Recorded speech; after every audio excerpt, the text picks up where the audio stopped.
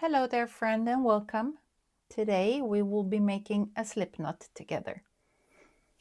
Almost every piece of crochet starts with a slip knot, so it's good to know.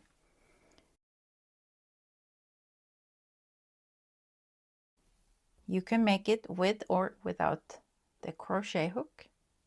We start with a tail of yarn about 15 centimeters.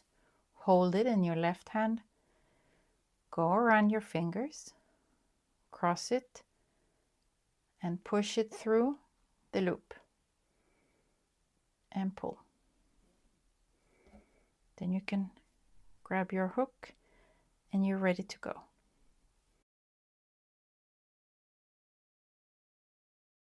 If you want to make it with the hook, you start the same way.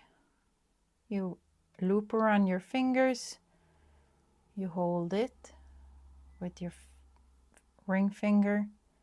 With the hook, you go underneath the first, collect the second, and pull through.